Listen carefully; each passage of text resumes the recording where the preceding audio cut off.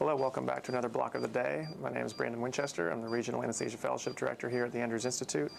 Today's block of the day is going to be a right-sided axillary brachial plexus block that we're going to be doing for a distal biceps tendon repair and carpal tunnel repair on the right side. We're going to be using ultrasound. In fact, we'll be using the BK Medical Flex Focus 400 ultrasound with a high-frequency linear transducer, wide linear transducer, and we'll go ahead and get started. So the first thing you'll notice is that the patient is positioned in the supine position, head a little bit elevated, not much different than the position they'd be in when you came to the bedside. We have the arm position abducted at the shoulder, flexed about 90 degrees at the elbow, mainly just to open up the space to put the probe up high in the axilla. So you can see we're up high in the axilla, as high as really you can go before the tissue starts to get deeper, before the shoulder muscles essentially allow you a less superficial needle pass. If you get more proximally along the nerves, more medially, anatomically, you're going to be going more and more towards an infraclavicular block. The advantage of this axillary block is that we're at the more superficial location where the nerves are more superficial and the needle insertion is able to be done in a more flat trajectory. So you can see this probe position from another angle here.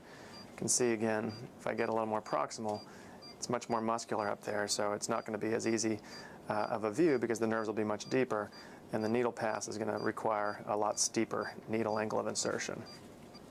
So we'll go ahead and take a look at the ultrasound image now.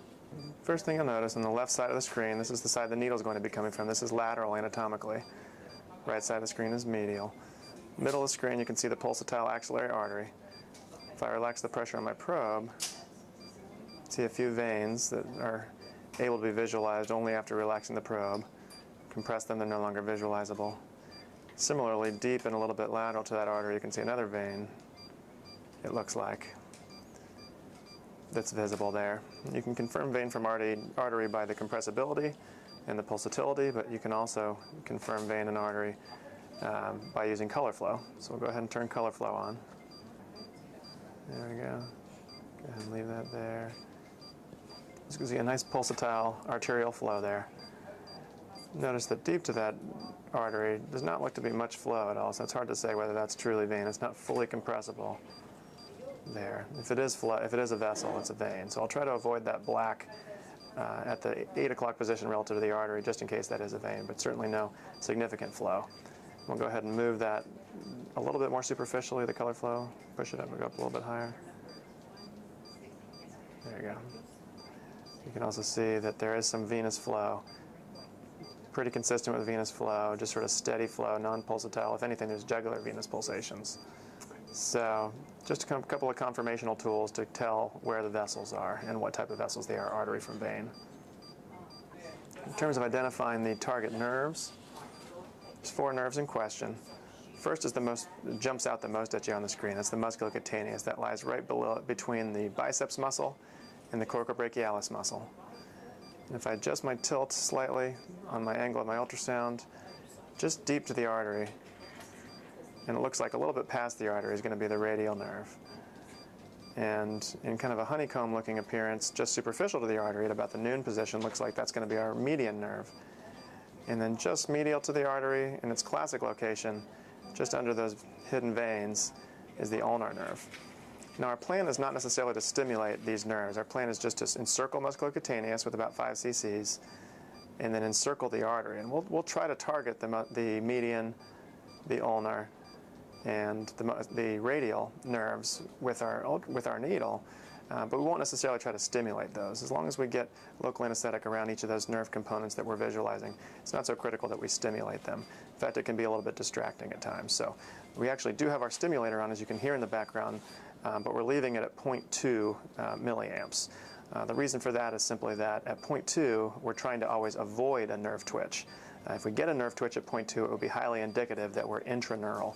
So even if you're not using nerve stimulation like we're currently not using now for this block, even if you're not using it to try to get a twitch, you can use it in reverse and try to avoid a twitch as one additional safety measure to avoid intraneural injection. Excuse me, we'll get started by cleaning the left side of the probe here, the lateral side where the needle insertion is going to be coming from. I'm going to give a little skin wheel. Now notice skin wheel, a little bee sting here, sir. Skin wheel is fairly close to the probe with this one because the target's so superficial that you don't really benefit. A lot of the blocks that we do, you don't really benefit from inserting farther from the probe with this one because you do a lot of needle redirecting. So typically we'll insert a lot farther from the probe, but for this one, since it's so superficial, we actually insert a little bit closer. Okay, the first target is going to be the musculocutaneous nerve.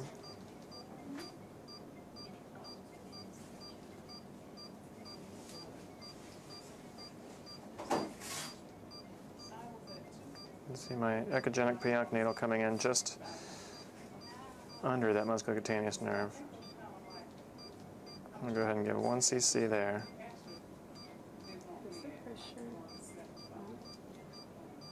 Go ahead and give another one. Okay, we're giving 2 deep to the nerve. And I'll slowly give 3 and I'll pull back and flip over the top of the nerve. Go ahead and give 3.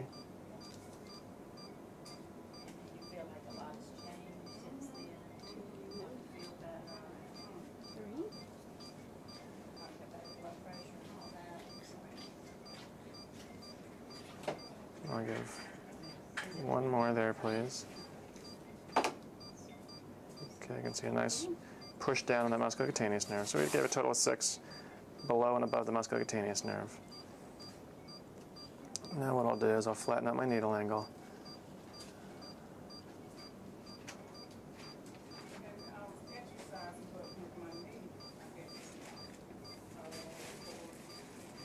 I'm going to hydrodissect my way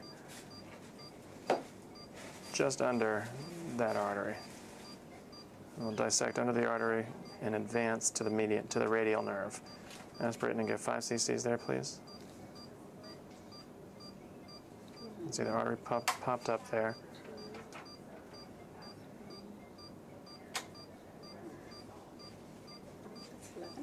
Okay, we've got 11 total cc's. Now we've just dissected the entire underbelly of that artery there. You can see the radial nerve is much more apparent now, kind of a wide sausage shape at about the 4 o'clock position relative to the artery. Okay, we'll pull back and now go above the artery to about that 12 o'clock position. And we'll do another slow 5 cc injection. I'll hydrodissect that median nerve off the artery. On 3, 1, 2, 3, inject. Aspirate and inject.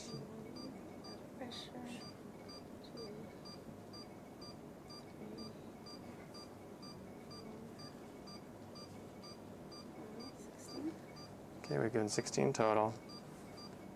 Now working our needle.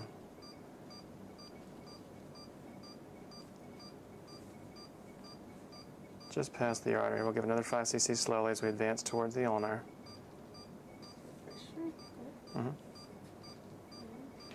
Okay, so you can see we're pushing the ulnar nerve up, which provides a nice black contrast underneath the white nerve.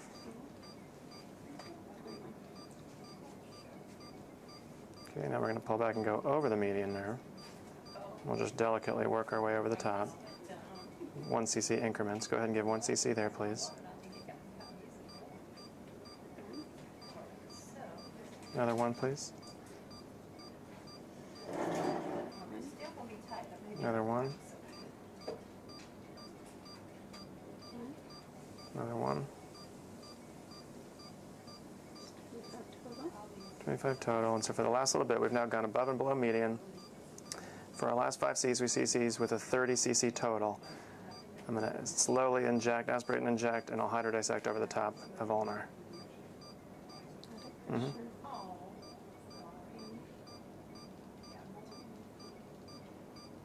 See ulnar now pushing down. Just to point out all 4 of those nerves that we just injected around after the fact now, since they're a little bit better contrasted now. So you can see musculocutaneous here. There's the axillary artery. You can see just deepen past it, just deepen medial to it, the radial nerve. You can see just superficial to the axillary artery is the median nerve. here, and then just past the artery, which we injected below and above, is the ulnar nerve. And we're done with the axillary brachial plexus component. We'll go ahead and freeze that image. Just to be sure that we can get the intercostobrachial and medial brachiocutaneous territories of the, specifically the elbow, if they're working in this area at all, we'll just do a little ring block of 1% lidocaine, just to ensure that we can get some surgical anesthesia there, since this patient will not have a laryngeal mask airway placed during the case. They'll have a deep propofol sedative, but just to be safe, we'll infiltrate that region. And we've just got 1% lidocaine pulled up, and you can usually accomplish this with about 10 cc's of 1% lidocaine. Okay, this is going to be a bee sting here, okay? We'll start in the axilla, big pinch, and we'll just hydrodissect the soft tissue plane here. You can see kind of a sausage appearance subcutaneously as I aspirate and inject that plane. Okay, we've made one pass there with about 5 to 7 cc's or so. We'll inject now, insert now, just before the edge of where we previously injected subcutaneously, so that part is numb that we're inserting through. And we'll subcutaneously inject and advance another 5 cc's or so subcutaneously. For the last couple cc's, again, sub-Q insertion through the area that was previously numb. We've infiltrated about 13 cc's or so in that ring, just to enhance the surgical anesthesia in the area that the brachial plexus doesn't cover well, that medial arm all the way from axilla down to the elbow. Now, postoperatively with this distal biceps repair, we wouldn't expect much postoperative pain if we just did the axillary brachial plexus block. But intraoperatively, there is sometimes some discomfort in that distal medial arm if you don't supplement with that axillary ring or deepen, the anesthetic to near, if not complete, general anesthetic levels with your propofol. All right, so that concludes today's block of the day, a right-sided axillary brachial plexus block, in addition to a supplemental axillary ring block for right-sided distal biceps repair at the elbow and carpal tunnel syndrome repair, carpal tunnel repair. A couple of points that we demonstrated in this particular video is we used a nearly exclusively ultrasound-guided approach. We didn't use nerve stimulation to guide our placement, simply relied on the visualization of the musculocutaneous, radial, median, and ulnar nerves. And furthermore, used kind of a combination between targeting the individual nerves and also just simply encircling musculocutaneous and encircling the axillary artery. We did use nerve stimulation in kind of reverse, as we talked about, where we left the nerve stimulator on 0.2 milliamps and always tried to ensure that we did not have a twitch, because a twitch at 0.2 or less milliamps is highly correlated with an intraneural needle tip placement. And so although we didn't use it to guide our needle towards the nerves, we used it to ensure one more element of safety, that we weren't, in fact, intraneural. We used a total of 30 cc's, and we used 0.5% plain bupivacaine. We did add preservative-free Decadron, as we have been in recent months. And again, we used 10 to 15 cc's of 1% lidocaine as an axillary ring. Hope that was helpful. Stay tuned for more blocks of the day on blockjocks.com.